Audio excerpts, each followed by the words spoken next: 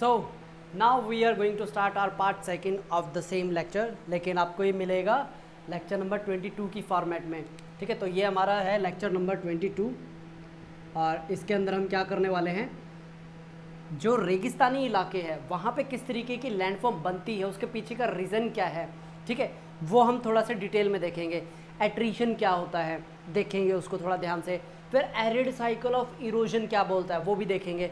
अच्छा, मैंने आपको ये बोला था ना लास्ट में, पेल्टियर जो साइकिल ऑफ इरोजन है उसके जो यूथ, मैच्योर, ओल्ड एज एक बार देख लीजिएगा, ठीक है, क्योंकि मैं नहीं चाहता कि कोई ऐसा पॉइंट हो, क्योंकि देखिए जहाँ पे यूथ, मैच्योर और ओल्ड एज है वो आपका क्या होता है इंपॉर्टेंट बन जाता है, क्योंकि डेविस से रिलेटेड है ना, क्योंकि जो ट्रेंड है वो ये देखा गया है कि डेविस पूछा जा रहा है, तो क्यों ना हम उसकी जो हिडन टॉपिक्स है जो डेविस के आसपास जो रिवॉल्व करते हैं वो भी चीज़ें हम कवर कर लें।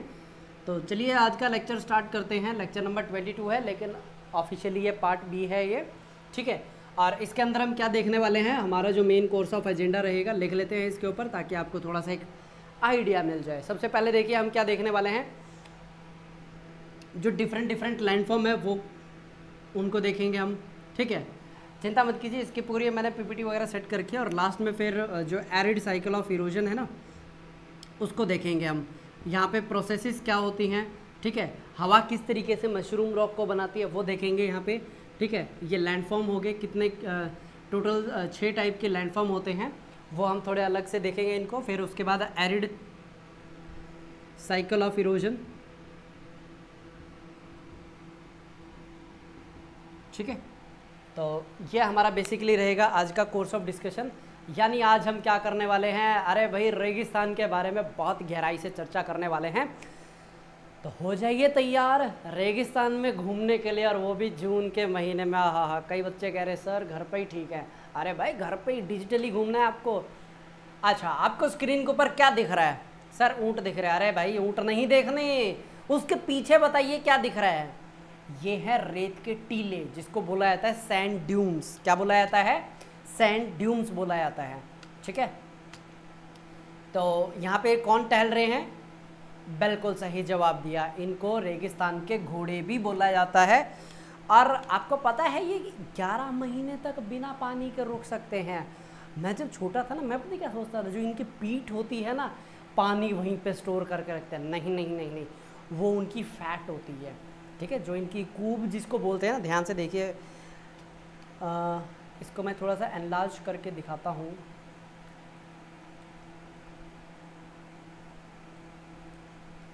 एक मिनट रुकिए, ये ऐसे नहीं, ऐसे मानेगा। एनलार्ज की पॉसिबिलिटी नहीं शो हो रही भैया, ये और ज़्यादा बड़ा नहीं होगा, ये इसका फिक्स साइज़ है। चलिए, तो कभी अगर वक्त मिला अलग से मैं आपको ऊँट बता दूंगा, उसकी जो इंटरनल मॉर्फोलॉजी, मतलब जो अंदर से उसके इंटरनल ऑर्गन्स होते हैं, किस तरीके से उसको हेल्प करते हैं 11 महीने तक बिना पानी के सर्वाइव करने में, ठीक है। इसलिए इसको रेगिस्तान में सबसे ज़्यादा प्रेफरेबल लोकेशन है। और एक सवाल आया था यूपीएससी प्रीलिम्स के अंदर, ये था खराई कैमल कैन स्विम। बताइए ये सही है गलत है, ये प्रीलिम्स के अंदर सवाल आ रखा है। खराई कैमल कैन स्विम, कि वो तैर सकते हैं, ये सही है गलत है, बिल्कुल सही जवाब। ये जो रण ऑफ कच्छ है वहाँ पे मिलते हैं इस तरीके के ऊँट। देखा, एक ऊँट के साथ मिलते जुलते कितने सारे सवाल याद आ गए, ठीक है। चलिए फिर आज का काम स्टार्ट करते हैं। आज के काम की आउटलाइन क्या है, जो डेजर्ट है उसकी टाइप देखनी है, ठीक है। रेन शैडो क्या होता है, इंटीरियर, कोस्टल, पोलर, ये सारे देखने हैं। और देखिए यहाँ पे अगर मैं डेजर्ट की बात कर रहा हूँ, ऐसा नहीं कि सिर्फ जो वार्म है उसी की बात होगी, कोल्ड डेजर्ट भी यहाँ पे हम साथ के साथ लेते हुए चलेंगे, ठीक है, ताकि माइंड में अगर कभी कोई पूछे ये कन्फ्यूजन ना रहे कि आपने कोल्ड डेजर्ट पूछा है या वार्म डेजर्ट पूछा है, ठीक है। ओके, तो आज के कोर्स ऑफ स्ट्रक्चर क्या है, सबसे पहले डेजर्ट के टाइप हो जाएंगे, फिर उसके बाद प्रोसेस हो जाएंगे यानी कि वेदरिंग, फिर उसके बाद सॉइल। और यहाँ पे डेजर्ट एक तरीके से वैनिश होते हुए दिखते हैं, कैसे होते हैं देखेंगे। फिर इरोजन बाय वाटर, विंड, फिर उसके बाद लैंडस्केप, क्लिफ, मीशा, बर्ड, बजाड़ा, फिर उसके बाद सैंड ड्यून्स किस तरीके बनते हैं, फिर डेजर्टिफिकेशन क्या होता है, और किस वजह से यहाँ पे जो हरियाणा गवर्नमेंट है उसने अपने 7 डिस्ट्रिक्ट को कवर करने की बात की है कि यहाँ पे हम क्या लगाएंगे, पेड़ लगाएंगे, जिसको ग्रीन कॉरिडोर बोलते हैं, ग्रीन बेल्ट बोला जाता है। क्यों ऐसा बोला गया है लगाने के लिए, यह हम डेजर्टिफिकेशन के अंदर गहराई से गौर करके देखेंगे। चले फिर अपने काम को स्टेप बाय स्टेप करने के लिए। जब बात आती है रेगिस्तान की, ये पूरे अर्थ के लैंड मास का कितना एरिया कवर करता है, 25%। इसके अंदर दोनों आते हैं, कौन से, अरे भाई warm desert and cold desert दोनों आते हैं। नीचे मैप बनाया गया है, मैप को ध्यान से देखिए, उसके अंदर आपको कौन सा डेजर्ट दिख रहा है, क्या आपको गोबी डेजर्ट दिख रहा है, सहारा डेजर्ट दिख रहा है, बताइए। ऊपर फिर आपको पोलर डेजर्ट दिख रहे हैं, ये है कोल्ड डेजर्ट, ठीक है। जो पोलर वाले हैं वो है कोल्ड डेजर्ट के एग्जाम्पल, ठीक है। तो यहाँ पे हमारा जो मेन जो फोकस है किसके ऊपर है, डेजर्ट। वो हमने समझ लिया, दो तरीके के होते हैं, वार्म और कोल्ड। 25% का एरिया है जो इन्होंने एक्वायर किया हुआ है, ठीक है। अब इसके बाद आते हैं डेजर्ट। बेसिकली होते क्या है, डेजर्ट एक ऐसी लोकेशन होती है जो कि एक्सट्रीम कंडीशंस को शो करती है, जहाँ पे एक्सट्रीम कंडीशन होती हैं। एक्सट्रीम कंडीशन हम किस कंटेक्स्ट में बोलते हैं, अरे पानी है जो हमें पीने के लिए चाहिए वो बहुत ही कम अमाउंट में अवेलेबल हो पाता है, ठीक है, पानी कम है। दूसरा यहाँ पे टेम्परेचर या तो बहुत ज़्यादा है या तो बहुत कम है, ठीक है।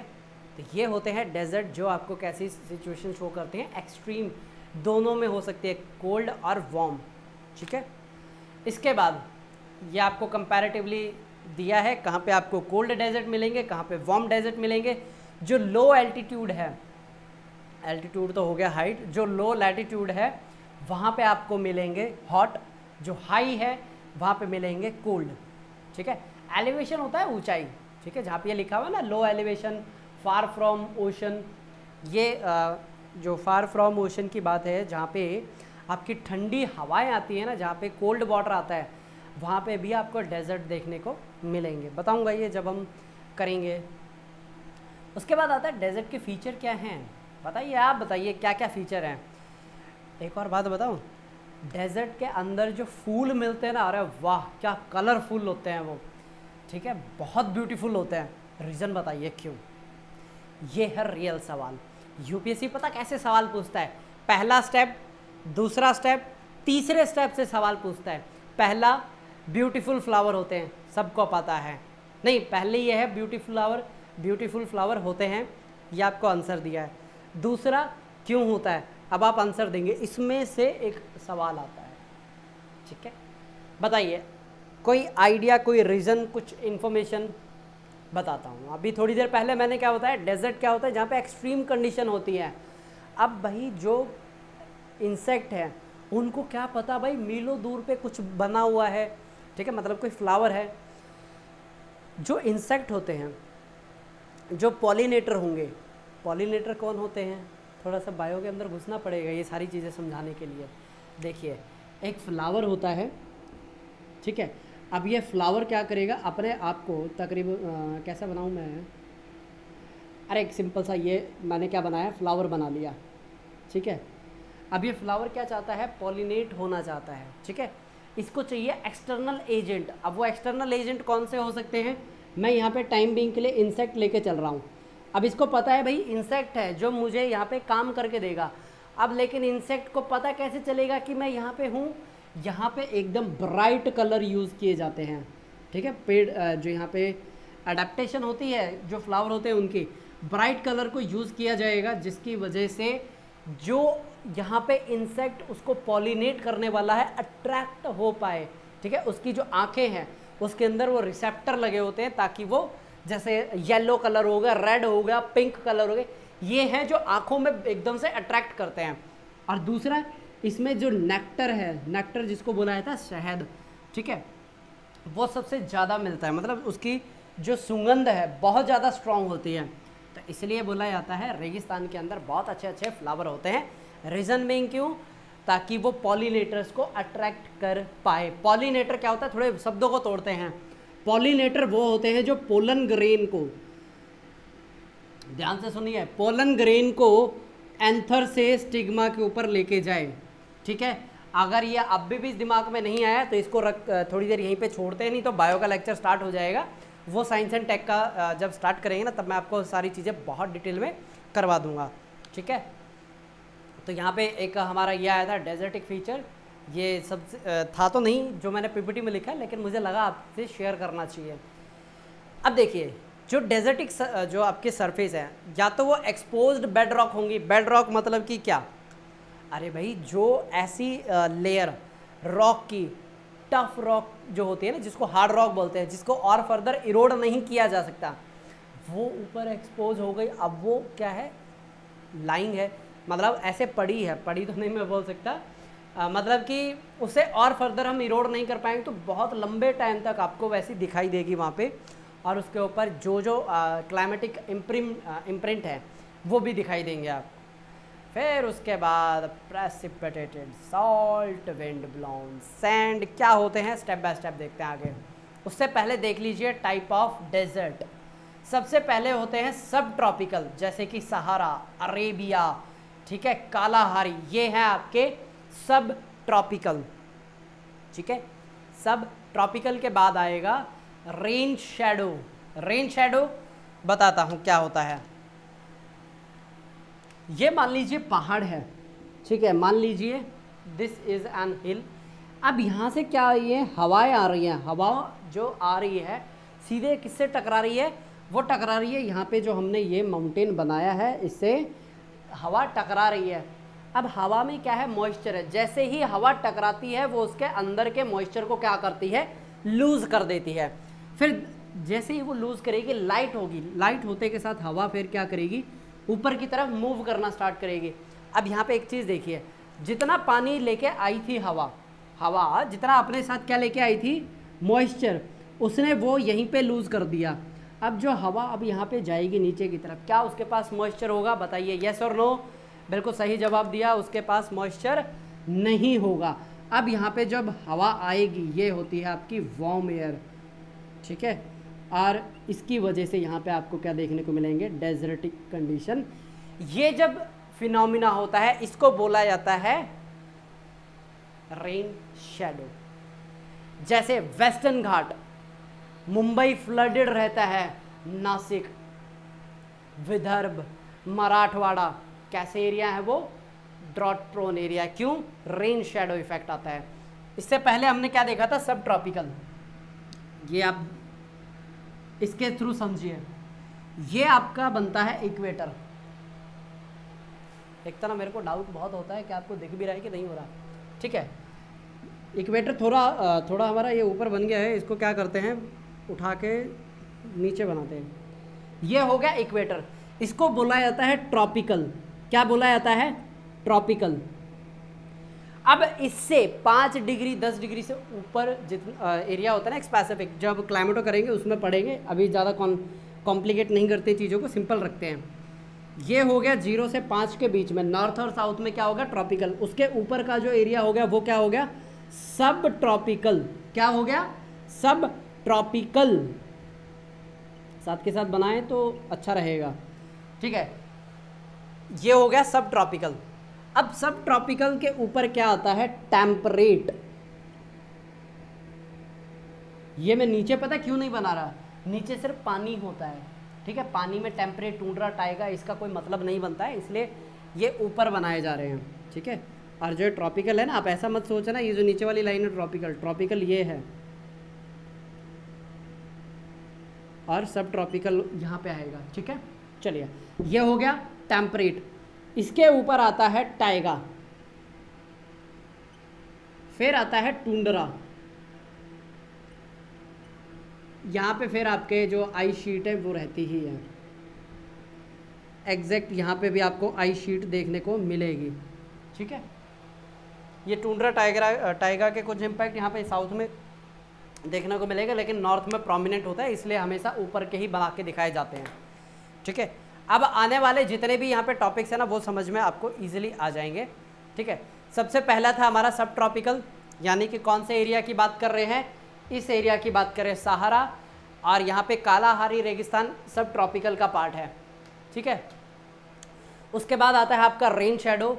रेन शैडो में यहाँ पे नवाड़ा लिखा हुआ है, आप इंडियन एग्जाम्पल लिख सकते हैं, वेस्टर्न घाट भी, ठीक है। इसके बाद आता है कोस्टल। कोस्टल में यहाँ पे एटाकामा लिखा हुआ है, इंडिया में कोई भी ऐसा नहीं है, आप एटाकामा लिख सकते हैं, और नामीबिया का डेजर्ट लिख सकते हैं। देखिए कोस्टल का मतलब क्या होता है, ये थोड़ा सा ना लंबा हो जाएगा। क्या मैं आपको क्लाइमेटोलॉजी में समझा दूँ ये पॉइंट कि कोस्टल पे क्यों मिलता है? क्योंकि मुझे ना क्लाइमेटो समझानी पड़ेगी और ओशनोग्राफी इसमें समझानी पड़ेगी, तब आपको अच्छे से समझ में आएगा कि भाई ठीक है। फिर भी मैं मोटा मोटा आपको समझा देता हूँ। देखिए, जब हवा गर्म होती है जाती है ऊपर की तरफ, क्लियर, पहला पॉइंट। अब इस गर्म हवा को रिप्लेस कौन करती है? ठंडी हवा करती है, ठीक है। अगर ऐसा होता है तो बारिश होगी, पहला पॉइंट क्लियर। ऐसे आपके दिमाग से निकल जाएंगी चीज़ें, बोर्ड के ऊपर मैं समझा ही देता हूँ, ठीक है, क्योंकि भाई कंसेप्ट कर रहे हैं तो अच्छे से क्लियर हो जाए तो बेटर है। कोई नहीं, उस वक्त आपकी रिवीजन हो जाएगी, तो मैं टाइम लेकर आपको समझा ही देता हूँ।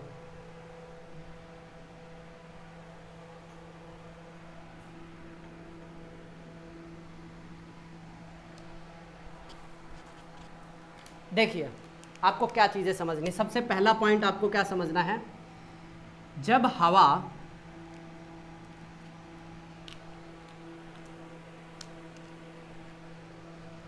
जब होती है गर्म, एक्सपेंड होने की वजह से उसका वॉल्यूम बढ़ता है, वो मूव करती है अपवर्ड की तरफ, ठीक है।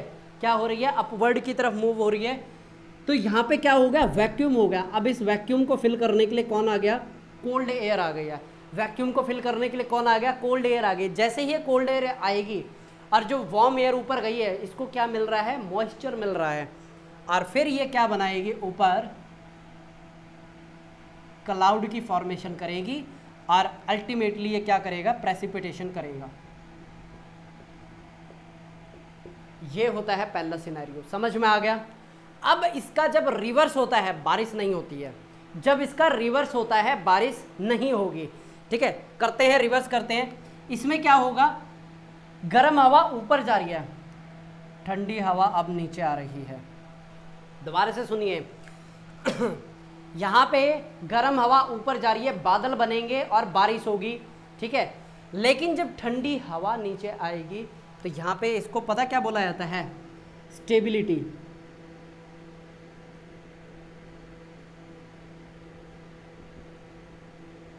अब जो ये स्टेबिलिटी है, ये स्टेबिलिटी बनी है, इसकी वजह से यहाँ पे कोई बारिश नहीं होगी, ठीक है। बारिश नहीं हुई है तो यहाँ पे जो ज़मीन है वो कैसी होगी? सूखी रहेगी, ठीक है। यहाँ पे जो एरिया होगा ना, वो आपका बन जाएगा डेजर्टिक कंडीशन बन जाएगा, ठीक है। अब सवाल ये आता है कि हवा नीचे क्यों आई? भाई इसको क्या आन पड़ी थी? भाई नीचे आना है। ये चीज़ें हम सीखेंगे अल नीनो और ला नीना में, ठीक है।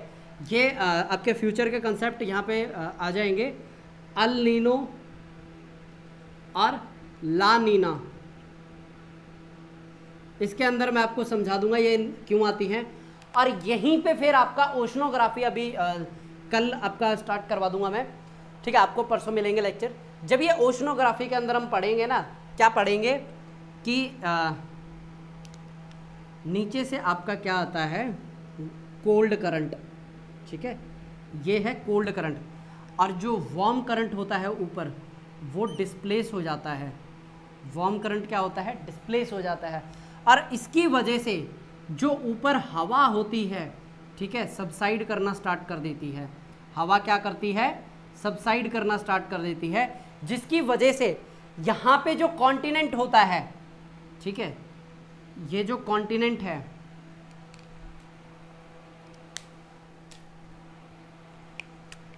ये जो कॉन्टिनेंट है, यहाँ पे आपको एटाकामा डेजर्ट जैसी सिचुएशन देखने को मिलती है। ये कॉन्टिनेंट मैंने थोड़ा नीचे बना दिया है, आप इसको इस तरीके से भी शो कर सकते हैं, ठीक है। बताइए। अरे मैंने बहुत छोटे पॉइंटों में बताया ये, अदरवाइज अभी से तो मैंने क्या समझाया? कुछ भी नहीं समझाया, सिर्फ आपको एक पॉइंट समझाना था, ठीक है। उसके लिए इतनी सारी चीज़ें बैकग्राउंड में आपको पता होनी चाहिए थी। सबसे पहला बारिश क्यों होती है वो पता होना चाहिए। उसके बाद इसका जब रिवर्स कंडीशन होती है तब आपको डेजर्टिक कंडीशन मिलेंगी। रिवर्स कंडीशन क्यों होती है अल नीनो ला नीना में डिटेल में बताऊंगा, ठीक है। और फिर उसके बाद मैडन जूलियन ओसिलेशन भी आपको तभी समझ में आएगा, मानसून समझ में आ जाएगा उसके साथ के साथ। और फिर ये कल के लेक्चर में मैं आपको करवा ही दूंगा, ये परसों मिलेगा आपको, तो ये ठीक है। हाँ, ओशनोग्राफी ठीक है, मैथमेटिक कर्व क्या होता है वहाँ से स्टार्ट करेंगे अपना। करें फिर अपना काम स्टार्ट। चलिए, तो अभी हमने क्या देखा, कोस्टल एरिया पे आपको क्या मिलेंगे, डेजर्ट मिलेंगे। क्यों मिलेंगे, रीजन बता दिया है। फिर उसके बाद आता है कॉन्टिनेंट के इंटीरियर के अंदर मिलेंगे डेजर्ट। ये थोड़ी सी गड़बड़ हो जाती है दया, पता क्यों गड़बड़ होती है, चलिए ये भी साथ के साथ बता देते हैं। अब देखिए,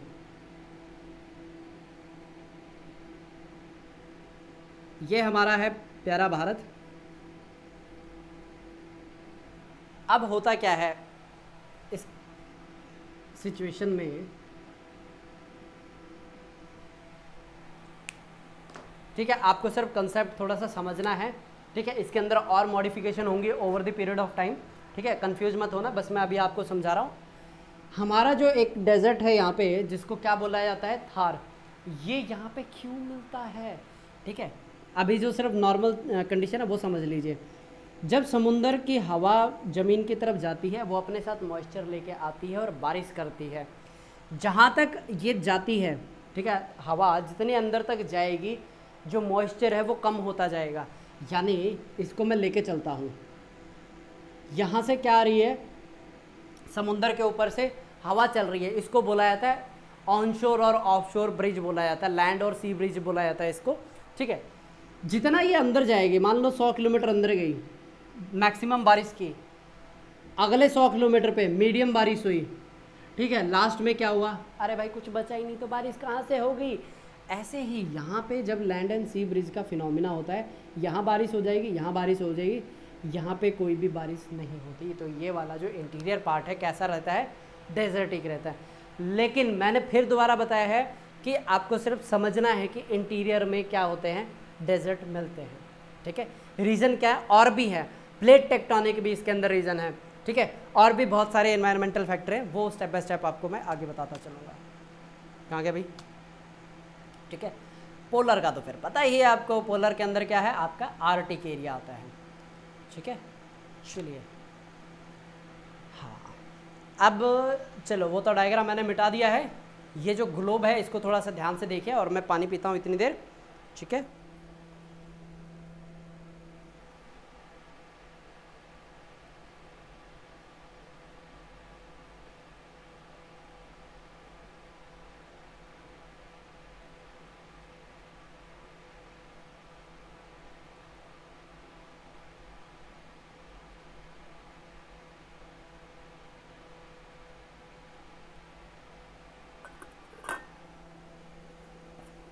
ओके, देख लिया। सब ट्रॉपिकल कहाँ से कहाँ स्टार्ट हो रहा है, इसमें 20 डिग्री से 30 डिग्री।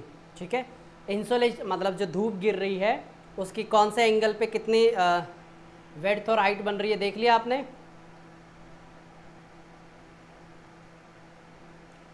ओके, इसमें कुछ समझाने वाला तो नहीं है ना, और आगे चले।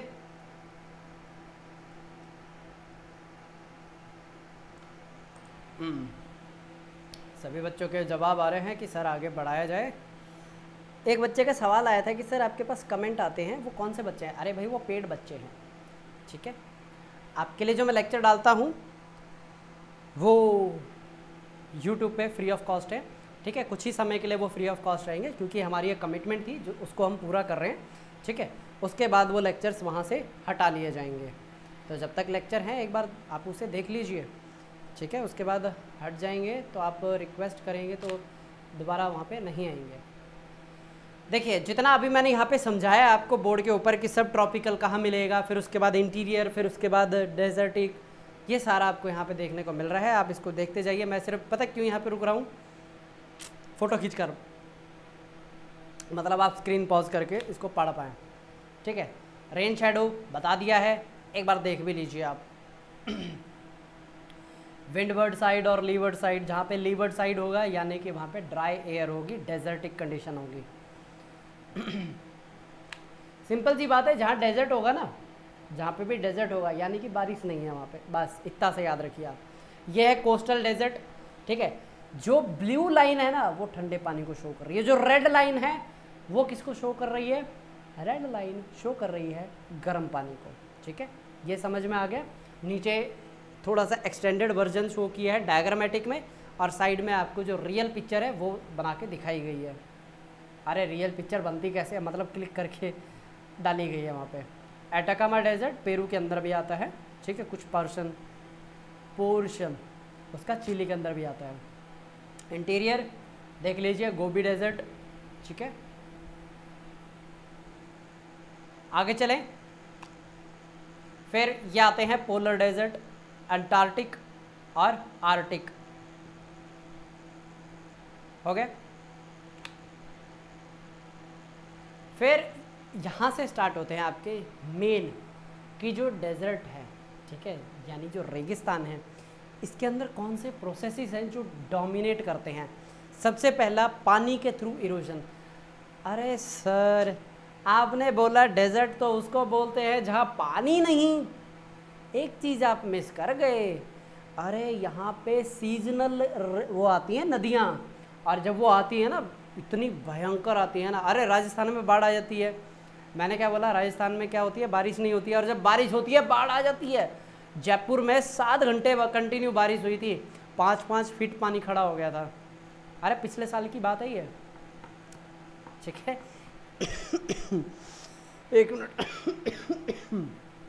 तो जब बारिश आती है ना तो बहुत ज़्यादा आती है डेजर्टी कंडीशन में, तो यानी कि पानी और हवा दोनों क्या करती है, इरोड करती हैं। किस तरीके से करती है बताऊंगा आगे, सिंपल सी भाषा में आप समझिए।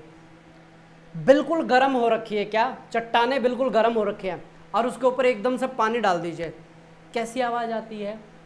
अरे उसमें से भाप निकलती है ना, वो भाप क्या करती है, मतलब जब एकदम से कोई चीज़ गर्म और ठंडी होती है ना, क्रैक्स डेवलप हो जाते हैं उसके अंदर। एक्सफोलिएशन टाइप ऑफ पढ़ा है ना आपने, ग्रैनुलर डिसइंटीग्रेशन पढ़ा है आपने। अरे एंडोजेनेटिक प्रोसेस आपको मैंने करवाया था, भूल गए सर, देखा नहीं। बहुत महान आत्मा हो आप, आपने अभी तक देखा नहीं है, ठीक है। जाइए, पूरे अभी प्लेलिस्ट के तौर पे वहाँ पे बनाया हुआ है, और जैसे ही ओशनोग्राफी स्टार्ट होगी तो ओशनोग्राफी की अलग से मैं प्लेलिस्ट स्टार्ट कर दूँगा, ठीक है, ताकि आपको लेक्चर्स को ढूंढने में, खोजने में कोई परेशानी ना हो, ठीक है।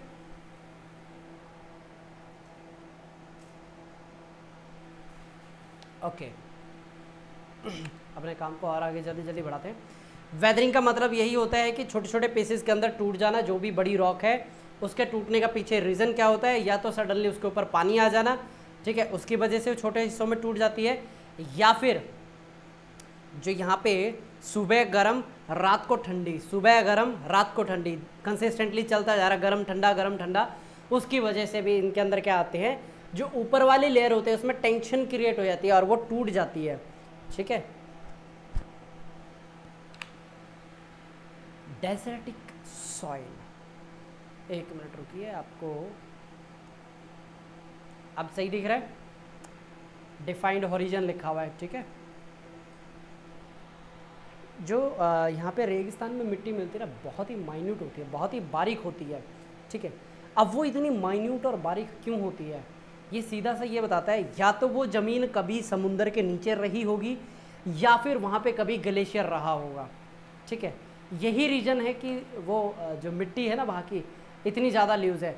और दूसरी रीज़न ये भी हो सकते हैं, जहाँ पे वेजिटेशन नहीं होता है ना, वहाँ पे सॉइल एक दूसरे के साथ जुड़ के नहीं रहती है, बॉन्डिंग नहीं होती है, ठीक है। और दूसरे यहाँ पे प्रोसेस भी लगते हैं, जैसे कि एब्रेशन हो गया, एट्रिशन हो गया, डिफ्लेशन हो गया, ये सारे प्रोसेसेस भी वर्क करते हैं, और ये सारे होते हैं जो हवा है ना उसके थ्रू ये सारे प्रोसेस चलते हैं। और जो ये कलर है, ये कलर बेसिकली जो उनके अंदर आयरन, अगर आपको लाल कलर दिख रहा है ना, किसी भी मिट्टी के अंदर आपको लाल कलर दिखे तो उसके पीछे का रीज़न ये है, जो उसके अंदर का लोहा था, जो आयरन था, वो ऑक्सीजन के साथ क्या कर चुका, रिएक्ट कर लिया और आयरन ऑक्साइड बना दिया है, ठीक है।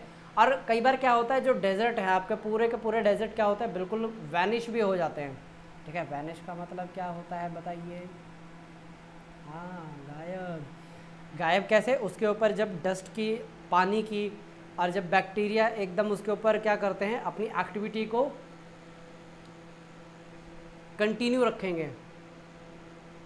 ये थार आ रहा है पैर में बार बार, एक मिनट रुक जाइए। हाँ, कहाँ पे थे हम, एक्सपोज सरफेस डेवलप्ड, किस लिए, समझाता हूँ, मैं इसको समझाता हूँ। देखिए, पहली लेयर, दूसरी लेयर, तीसरी लेयर, ठीक है। अब ये वाली जो लेयर है ना, ये है सिर्फ मिट्टी की, ये वाली लेयर है किसकी, मिट्टी की है। बस कलर थोड़ा सा गलत शेप पिक कर लिया, नहीं तो। और ये है पानी, ठीक है, ये है पानी। अब क्या हो रहा है, अब हो ये रहा है, जब हवा चल रही है ना, हवा कंसिस्टेंटली इस डायरेक्शन में ऐसे आके जो ये मिट्टी है, यहाँ पे सैंड है, जो ऊपर वाली लेयर है, इसको अपने साथ बहा के लेके जा रही है, मतलब बहा के मतलब उड़ा के लेके जा रही है अपने साथ। तो over the period of time होगा क्या, ये जो अपर लेयर है ना, ये कुछ इस तरीके से गायब होती हुई दिखेगी, और चाहे नीचे पानी हो या फिर रॉक हो, क्या होती है, वो एक्सपोज हो जाती है। कुछ इस तरीके का एक आपको डिप्रेशन देखने को मिलेगा, और यहाँ पे आपको पानी देखने को मिलेगा। इसी को ही बोला जाता है ओएसिस, यानी कि मिराज। ठीक है, समझ में आ गया। मैं भी एकदम से कंफ्यूज हो गया था, मैं क्या डेजर्ट वेनिश, फिर मेरे को एकदम से अच्छा, मैंने कुछ और उस टाइम में सोच रहा था, मैंने इसके अंदर भी वही कंसेप्ट ऐड कर दिया। ठीक है, समझ में आ गया। चलिए, फिर उसके बाद आता है वाटर इरोजन। बहुत आसानी से आप ये चीज़ें क्लियर हो जाएंगी। अरे हो गई हैं आपकी अभी तक क्लियर। क्यों, पानी जब बहता है अपने साथ किसको लेके जाएगा, मिट्टी को लेके जाएगा। यूथ, मैच्योर, ओल्ड एज याद कर लीजिए, यू शेप, वैली, मेंडरिंग, और ठीक है, समझ में आ गया, रिकॉल हो गया, बहुत बढ़िया। अब यहाँ पे आती है ट्रांसपोर्टेशन की बारी। अब यह ट्रांसपोर्टेशन किसकी है, जो यहाँ पे सॉइल के पार्टिकल है ना, उनकी। एक तो रियल पिक्चर लगा रखी है कि जब आंधी चलती है ना, धूल भरी आंधी चलती है, इसमें क्या है, बहुत ज़्यादा मिट्टी उड़ती है। अभी पिछले हफ्ते कंसिस्टेंट 2 बार इतनी तेज़ आंधी आई है ना, वो भी 1-1.5 घंटे के लिए। घर के अंदर इतना रेत आई है, इतना रेत आ गया था, साफ़ करते करते पूरे घर को ये मान के चलो आधा दिन निकल गया था। खिड़कियाँ साफ़ करी अपने, ये जो यहाँ पे मैं लेक्चर्स बनाता हूँ ना, ये भी पूरा मिट्टी के अंदर सन गया था। ठीक है, तो इतने ज़्यादा पावरफुल होती है भाई हवा। ठीक है, अब ये काम कैसे करती है, ठीक है, ये मैंने पिक्टोरियल डायग्राम बनाया है, सेल्फ अंडरस्टूड है। जहाँ कोई टॉपिक है ना समझाने वाला होगा, वो मैं समझा दूंगा। अब ये जितने भी कंसेप्ट आ रहे हैं ना, एक बार पढ़ेंगे, सेल्फ अंडरस्टैंडिंग है, समझ में आ जाएंगे आपको। ठीक है,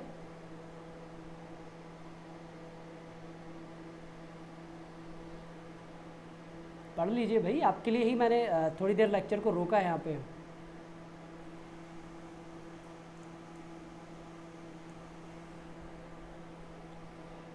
विंड इरोजन एंड ट्रांसपोर्टेशन।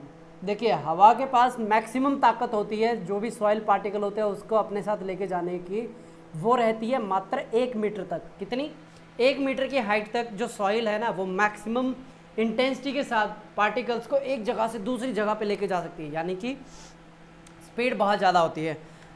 और जब ये पार्टिकल मूव करते हैं ना, कभी जब हवा चल रही हो ना, आप एक चीज़ गौर करेंगे ना, आपकी गर्दन के ऊपर जो सॉइल के पार्टिकल है ना, बहुत ज़्यादा चुभते हैं। क्यों, अरे भाई मैक्सिमम जो 3 फीट की हाइट है ना, यहाँ तक आ जाती है। 1 मीटर, 1 से 1.5 मीटर की होती है, तो 3, 3.5, 4 फीट तक की हाइट यहाँ तक गर्दन तक हो जाती है। ठीक है, तो इसलिए आप देखेंगे कि मुंह के ऊपर आपको मिट्टी बहुत कम मिलती है, गर्दन पे ज़्यादा मिलती है। रीज़न उसका यही है, क्योंकि उसके पास मैक्सिमम जो पावर है ना, मिट्टी को एक जगह से दूसरी जगह लेके जाने की, और जो मैक्सिमम आप डेंसिटी लगा लीजिए या फिर क्वांटिटी लगा लीजिए, जो मैं से बार बार ना, मेरे को सैंड की वजह रेत बोलने का बड़ा मन हो रहा है। ठीक है, यहाँ पे लोकल में रेत ही बोलते हैं उसको। ठीक है, तो जो सैंड है वो गर्दन के ऊपर ज़्यादा मिलती है। ठीक है, इसी तरीके से जब आप मार्केट जाते हैं, पॉल्यूशन, जब गाड़ियाँ चलती हैं ना, आप कभी अपने गर्दन पे ऐसे हाथ करेंगे तो एकदम काला काला दिखता है। वो किस लिए, पॉल्यूशन के साथ भी यही है। मैक्सिमम हमारी जो नाक है ना, वहीं तक मिलता है, 6 फीट के हाइट तक।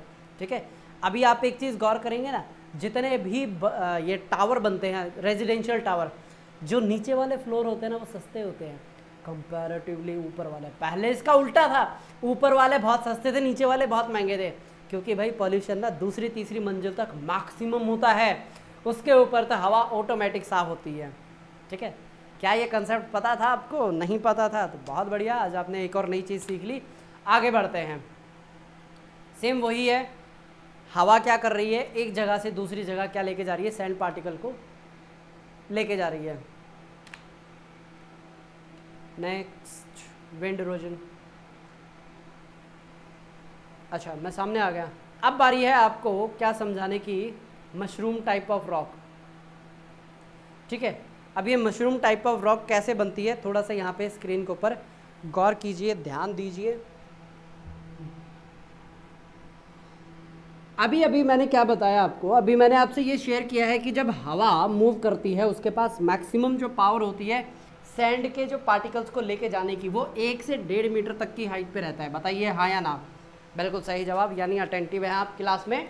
तो जब ये 1 से 1.5 मीटर की हाइट तक लेके जाता है, ये एक क्या है, रॉक है। अब ये रॉक कंसिस्टेंट किसके टच में है, हवा के टच में है। किसके टच में है, हवा के टच में है। और हवा के पास क्या है, इस हाइट तक क्या है, सैंड पार्टिकल्स हैं। ठीक है, ऐसा नहीं है ऊपर नहीं होते, होते उतने भी हैं, कंपैरेटिवली नीचे ज़्यादा होते हैं। अब ये over the period of time क्या करेगी, ऊपर से तो ये अपनी शेप जो बनाएगा वो बनाएगा, थोड़ी देर में देखेंगे। ये इसको ना यहाँ से ऐसे इरोड कर देगी, इस तरीके से इसको इरोड कर देगी। और फिर कैसी स्ट्रक्चर बनती हुई दिखाई देती है आपको, ये आपको कुछ इस तरीके की स्ट्रक्चर दिखाई देती है। ये ब्लैक वाले की तरफ मत देखिए, साइड में देखिए क्या बनता हुआ दिख रहा है। एक आपको मशरूम साइड जैसा कुछ दिख रहा है ना, मैं वही समझा रहा हूँ। ठीक है, तो over the period of time ये होगा क्या, यहाँ से बिल्कुल इरोड हो जाएगा। अब मुझे ये बताइए, ये जो नीचे का बेस है संभाल पाएगा इसको? अरे नहीं संभाल पाएगा, तो ये पूरा यहाँ से टूट जाएगा ये। ठीक है, अपने ही वजन की वजह से ये यहाँ से ये पूरा टूट जाएगा, इरोड हो जाएगा। ठीक है, अब फिर वही हवा क्या करेगी, हवा यहाँ से फिर स्टार्ट कर देगी इसको काटना छाटना। ठीक है, इस साइड से ये फिर दोबारा ये इस साइड में हो जाएगा, यानी कि फिर दोबारा मशरूम रॉक बनेगी। ठीक है, और ये फिर दोबारा से क्या होगा, इस हाइट वजन को संभाल नहीं पाएगा, फिर नीचे आ जाएगा।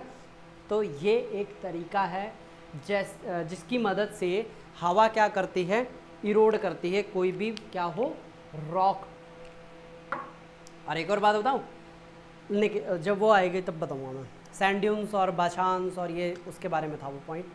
ठीक है, अब जो नीचे वाला डायग्राम है वो क्या बता रहा है, हवा किस तरीके से मूव करती है, कभी इस डायरेक्शन में कभी उस डायरेक्शन में। ठीक है, समझ में आ गया ना।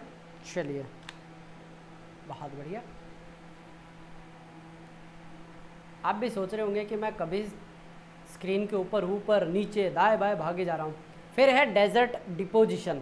अब ये डेजर्ट डिपोजिशन में क्या होगा, हर जगह पे अलग अलग आपको स्ट्रक्चर्स देखने को मिलेंगी। ठीक है, एक बार इसको पढ़ लीजिए। मेन जो पॉइंट है जो आपको पता होनी चाहिए उसको मैं आपको अभी बता देता हूँ। डेजर्ट प्रोसेस, ठीक है, डेजर्ट लैंडस्केप,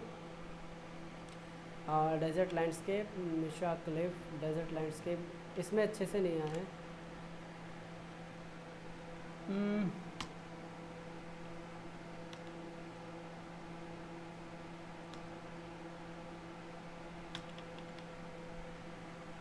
एक मिनट रुकिए भैया, एक मिनट।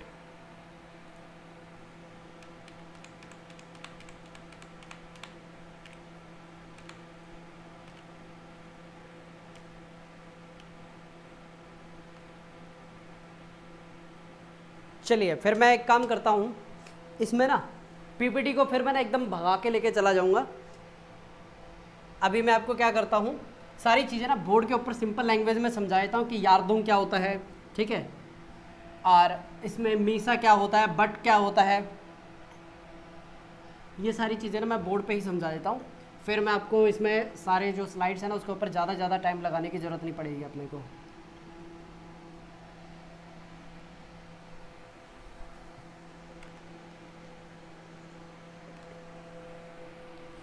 देखिए, हमारा सबसे पहला जो प्रोसेस है वो है एब्रेशन। एब्रेशन का दूसरा नाम है सैंड ब्लास्टिंग। क्या नाम है? Sand blasting. अब ये सैंड ब्लास्टिंग भला होता क्या है, इसके अंदर जो अभी मैंने क्या बताया था, मशरूम रॉक की आपको एक स्ट्रक्चर बना के दिखाई थी ना कुछ इस तरीके की, ये वही है। इसमें क्या है, कंसिस्टेंट हवाएं क्या कर रही हैं, टकरा रही हैं, और उस हवा में क्या है, सैंड पार्टिकल है। ये समझ में आ गया एब्रेशन क्या होता है। एब्रेशन को दूसरा नाम है क्या बोला जाता है, सैंड ब्लास्टिंग। क्यों? क्योंकि इसके पास क्या है, जो सैंड है ना हवा के अंदर मिली हुई है। ठीक है, इसके बाद आता है आपका एट्रिशन। एट्रिशन का मतलब ये होता है छोटा होना। देखिए ये कॉर्पोरेट के अंदर ये शब्द बहुत ज़्यादा यूज़ किया जाता है। एट्रिशन का मतलब ये होता है, मान लीजिए आप एक मैनेजर हैं, आपके पास इस साल की शुरुआत में मैंने बोला कि 20 एम्प्लॉय है, इनसे आपको काम करवाना है पूरी साल। आप बोलते हैं बहुत बढ़िया, ठीक है मैं कर लूँगा। लेकिन साल के अंत तक आपके पास बचे 5 एम्प्लॉय, 15 कहाँ गए? छोड़ के चले गए, मे भी पढ़ाई के लिए, कोई भी रीज़न के लिए। आपकी जो टीम है 20 से 5 पे आई है, ठीक है, ध्यान से सुनिए, 20 से 5 पे आई है, क्या हुआ? एट्रिशन हुआ है, ठीक है, ये शब्द वहाँ पे यूज़ किया जाता है, ठीक है। एट्रिशन का मतलब होता है जो सैंड पार्टिकल कंसिस्टेंट टकराते रहते हैं किसी भी जो एक बड़ी रॉक होती है उसको और छोटे छोटे टुकड़ों में तोड़ते हैं, या फिर जो हवा होती है, ठीक है, हवा के अंदर सैंड पार्टिकल्स होते हैं, ठीक है। अब ये जो सैंड पार्टिकल है सेल्फ क्या करते हैं? रबिंग करते हैं, टकराते हैं और खुद के ही साइज को क्या कर लेते हैं? और छोटा कर लेते हैं। ये हो गया। तीसरा होता है प्लकिंग। अरे प्लकिंग होता है क्या? सॉरी, डिफ्लेशन, मेरे को प्लकिंग उसका याद रह गया। तीसरा होता है डिफ्लेशन। डिफ्लेशन क्या होता है? ये पहली लेयर, ये दूसरी लेयर, ये तीसरी लेयर। यहाँ पे क्या है? सेम वही जो मैंने आपको थोड़ी देर पहले बताया था। हवा आई, हवा अपने साथ बहा के ले जाएगी, ये एक डिप्रेशन क्रिएट हुआ और नीचे जो पानी था वो एक्सपोज हो गया, ये क्या कहलाया? डिफ्लेशन कहलाया, ठीक है। भले ही यहाँ पे पानी ना हो, यहाँ पे स्टोन भी हो सकता है। अच्छा, डिफ्लेशन हो गया, ओके। अब इसके बाद आते हैं इरोजनल लैंडफॉर्म की बात करते हैं हम। इरोजनल लैंडफॉर्म में आपका आता है पेडिस्टल, यानी कि मशरूम रॉक, ऑलरेडी करवा दिया है। फिर उसके बाद आता है डिफ्लेशन बेसिन, ठीक है। डिफ्लेशन बेसिन का मतलब ये होता है कि जो ज़मीन है वो धीरे धीरे क्या हो रही है? इरोड हो रही है। कैसे हो रही है? उसके ऊपर वेजिटेशन है नहीं, जैसे ही हवा चलना स्टार्ट करती है तो ऊपर जो लूज जो सैंड होती है उसके साथ उड़ जाती है, ठीक है। इसके बाद आता है तीसरा यार्दोंग, ये थोड़ा सा समझिएगा आप, ठीक है। थर्ड है इसके अंदर मैं इरोजनल की बात कर रहा हूँ अभी।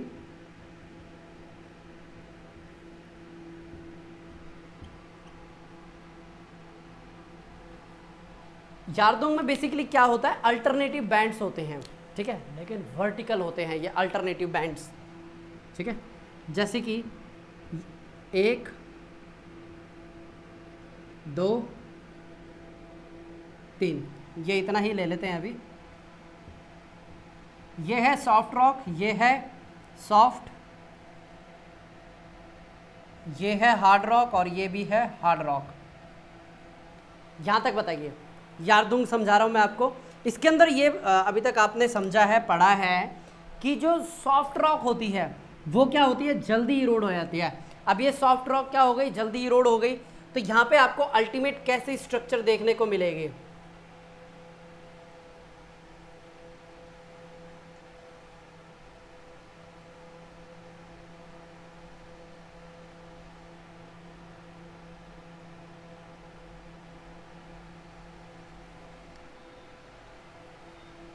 ये आपको अल्टीमेट एक ऐसी स्ट्रक्चर देखने को मिलेगी कि जिसमें बीच में क्या है? प्रॉपर एक खाली जगह है जहाँ से आप क्या लेके जा सकते हैं? अपनी गाड़ियाँ भी लेके जा सकते हैं।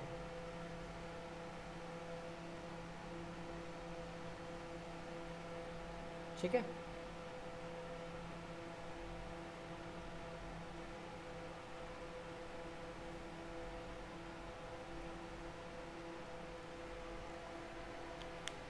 ये है आपका यार्दोंग। इसके अंदर क्या है? जो आपकी सॉफ्ट रॉक थी वो क्या हो चुकी है? कंप्लीटली इरोड हो चुकी है। इसके बाद आपका आता है ज़्यून। एक मिनट रुकिए,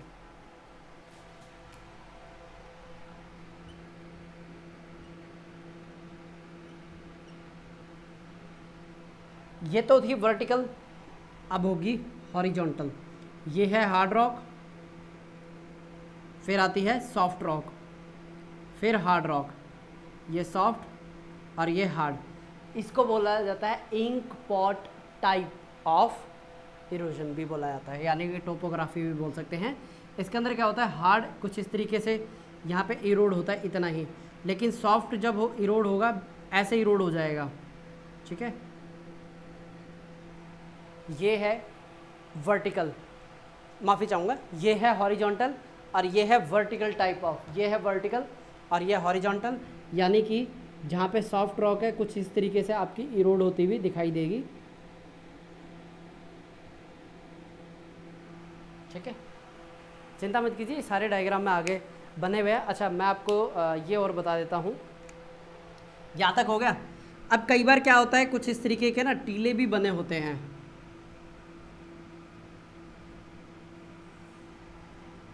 ये किसके बने हुए हैं, सेडिमेंट्री रॉक के बने हुए हैं, लेकिन इनके ऊपर ये जो पोर्शन होता है ना, बेसाल्ट के बने हुए क्या होते हैं, टॉप होते हैं, ठीक है, जो कि इजीली इरोड नहीं होते। इसी स्ट्रक्चर को क्या बोला जाता है, मीसा एंड बट बोला जाता है, ठीक है। मीसा इसको बोलते हैं, इसको, ठीक है। ये बेसाल्टिक टॉप होता है, नीचे का सेडिमेंट्री टॉप रहेगा।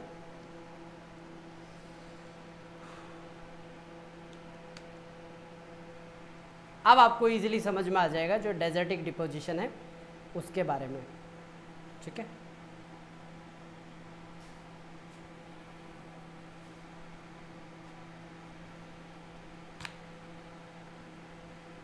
पलायास बताता हूँ ये होते क्या हैं। ये जब एरिड साइकिल ऑफ इरोजन करेंगे ना, उस वक्त मैं आपको ये बना के दिखाऊंगा पलाया, ठीक है। बस अभी 5 मिनट में मैं स्टार्ट करने वाला हूँ। उसके बाद लैंड सरफेस, फिर सस्पेंडेड लोड, सस्पेंडेड लोड होता है जो उसके ऊपर लटका होता है। फिर उसके बाद है डेजर्ट लैंडस्केप, ठीक है।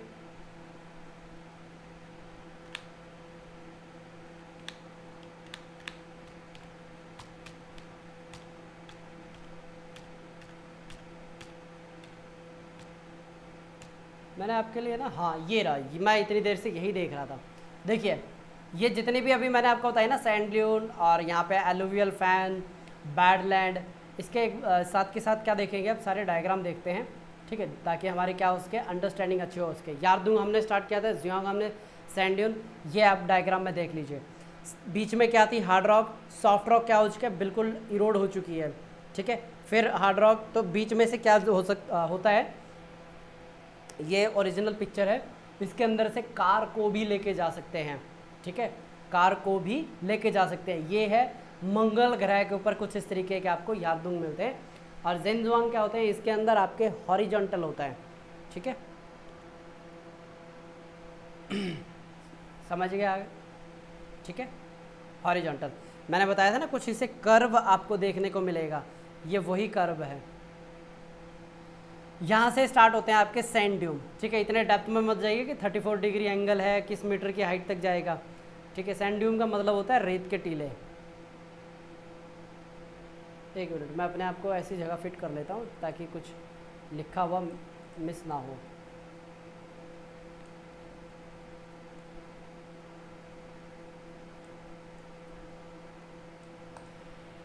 Okay, sand dune done. ये कुछ अलग अलग तरीके के आपको सैंड ड्यून अलग अलग जगह पे आपको मिलते हैं। आज ये है ना बहुत दिक्कत दे रहा है तार, अरे भाई कोई एक जगह तुम टिक जाओ। उसके बाद आता है आपका वाटर एक्शन। वाटर एक्शन क्या होता है, पानी की वजह से बनने वाले अलग अलग फीचर्स। पानी की वजह से बनने वाले, अगर पानी भाई ऊपर से नीचे आ रहा है, क्या करेगा, अलग अलग एंगल पे इरोड करेगा कि नहीं करेगा, ठीक है। मीसा एंड बट, ये है लाइव मतलब जो रियल पिक्चर मीसा और बट की। एकदम आपको स्टीप स्लोप दिख रहा है, अरे जिसको हम इंसिल, वो क्या बोल रहे थे, एलसी किंग का एंसेलबर्ग, ठीक है। मीसा,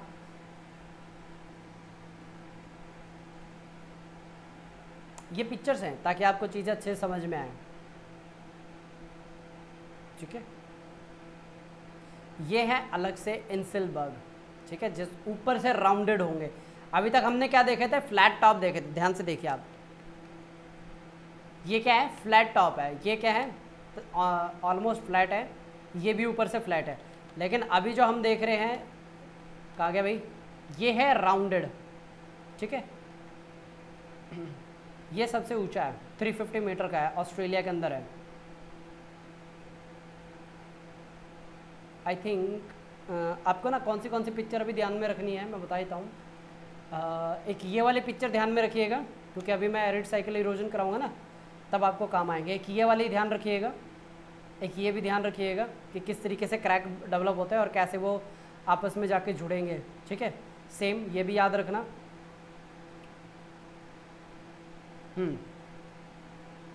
यहाँ से आपका बैडलैंड जो टोपोग्राफी स्टार्ट होता है, और ये ऑलरेडी हम कर चुके हैं, ठीक है।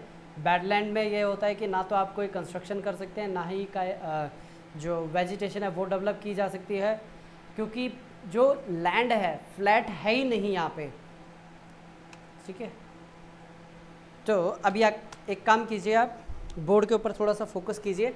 Arid cycle of erosion complete करके लेक्चर को करते हैं समाप्त, यानी कि पार्ट भी हमारा हो जाएगा कंप्लीट। और फिर मात्र मेरे ख्याल से आधे घंटे के आसपास का रहेगा अप्लाइड जियोमॉर्फोलॉजी, ठीक है, क्योंकि वो बेसिकली बोर्ड के बजाय आपको किताब से करवाया जाएगा। अप्लाइड जियोमॉर्फोलॉजी बेसिकली ये होता है कि जो ज़मीन आपको दिख रही है, आप उसके ऊपर किस तरीके से कंस्ट्रक्शन करेंगे, उसको डेवलप कैसे करेंगे, वो आपका आता है अप्लाइड जियोमॉर्फोलॉजी के अंदर, ठीक है। तो यहाँ पे अभी मेरे को करवाना है आपको वो एरिड साइकिल ऑफ इरोजन।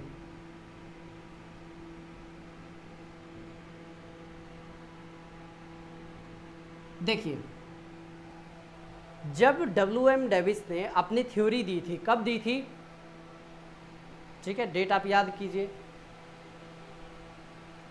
इसके बाद उन्होंने कंसिस्टेंट 1905 के अंदर अपनी थ्योरी दी, 1906 में थ्योरी दी, 1906 में दिया था उन्होंने ग्लेशियल, ठीक है, जो ग्लेशियर में इरोजन होता है उसके लिए अपनी थ्योरी दी।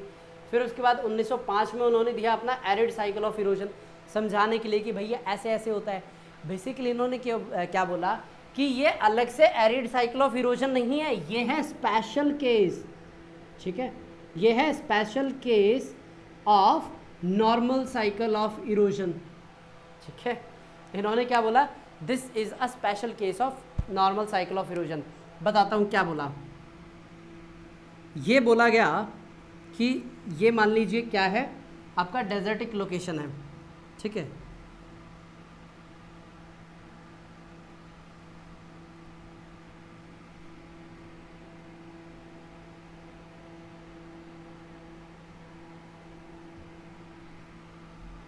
अब इसके अंदर इसको 3D बनाना था, मैंने 2D बना के रख दिया।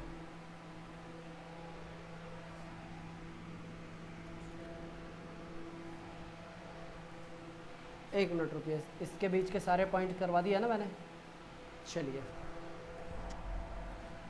मैं इसको एक बार थोड़ा सा डेवलप कर लूँ, फिर मैं आपको समझाता हूँ।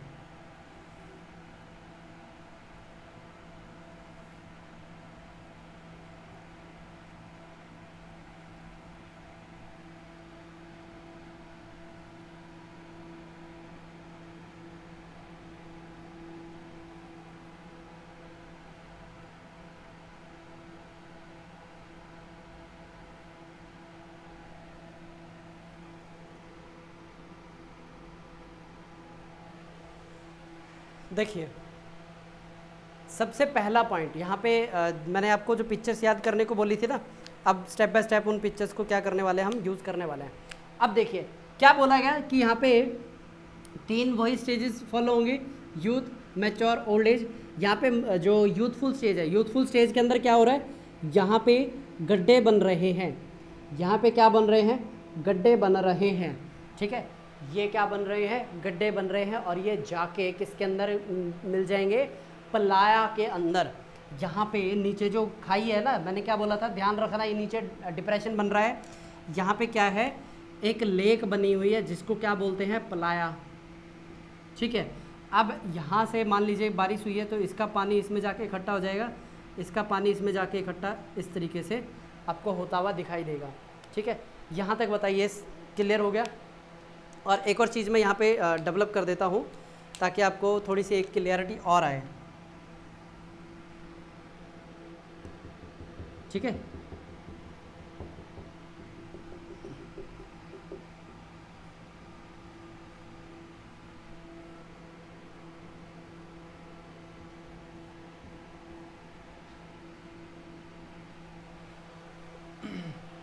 क्लियर दिख रहा है ना, बिल्कुल सही।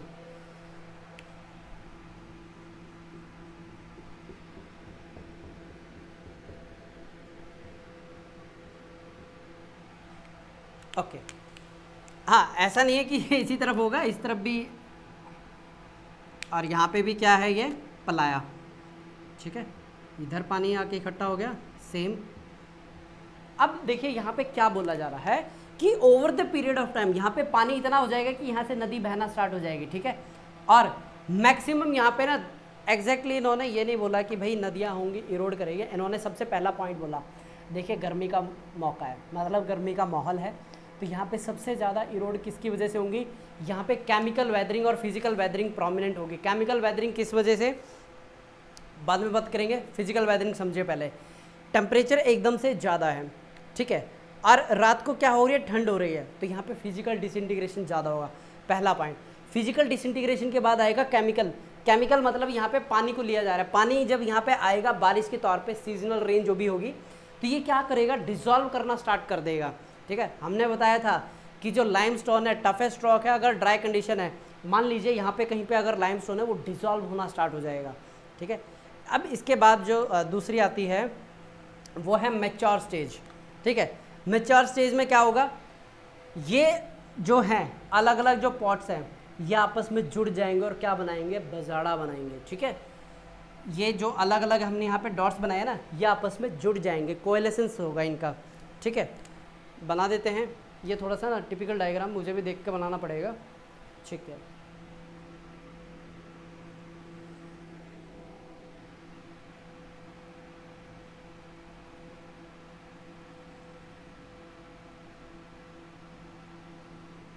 ये जो अभी मैं बना रहा हूँ ना, ये वैली है जहाँ से पानी बहने वाला है, ठीक है।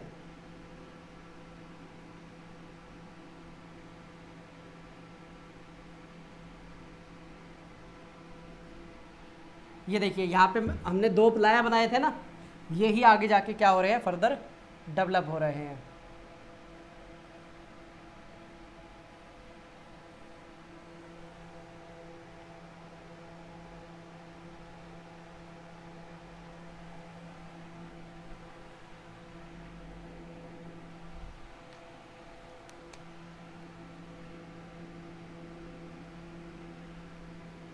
ये ब्लू कलर किसको डिपिक्ट कर रहा है, बिल्कुल सही जवाब दिया आपने।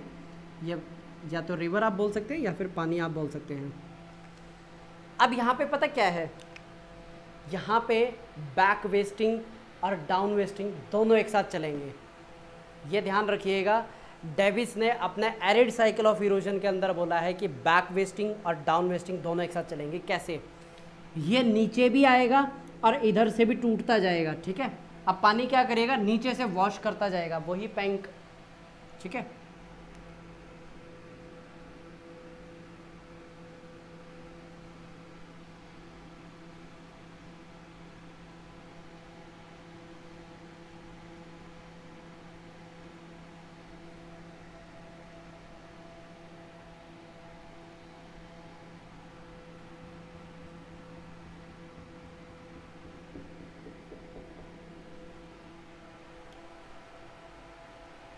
ठीक है,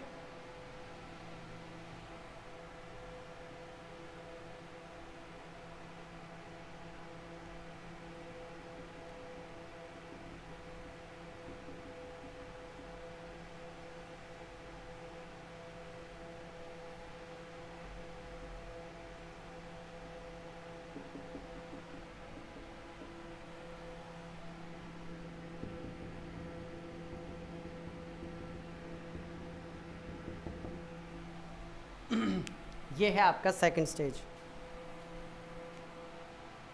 बना लीजिए।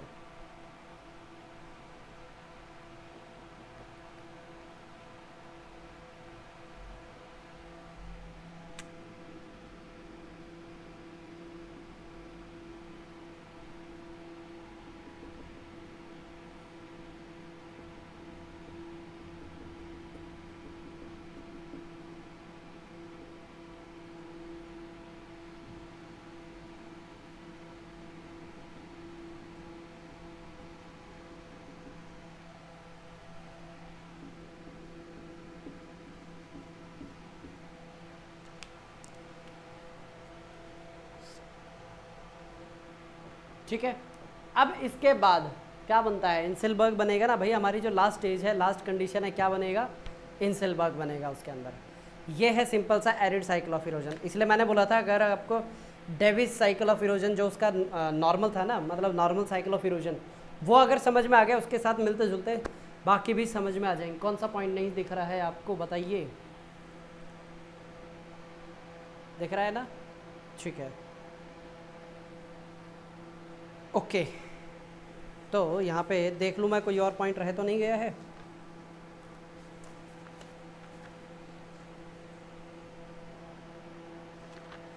ओल्ड एज में भाषांश बनेंगे, ओल्ड एज में भाषांश बनेंगे,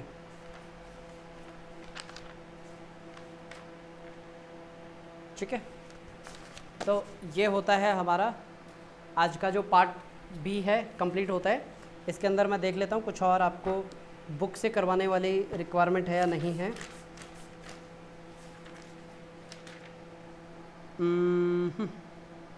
ना, जितना मैंने करवाया है, मतलब जो मैंने इसके अंदर समझाया है, that is more than enough, ठीक है।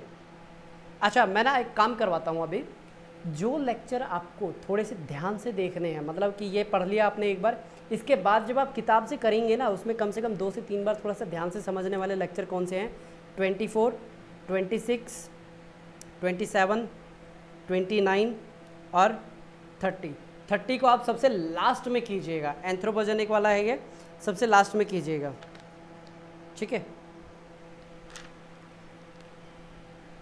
तो आज के लेक्चर को हम करते हैं यहीं पे समाप्त, यानी कि पार्ट भी आपका यहीं पे समाप्त होता है।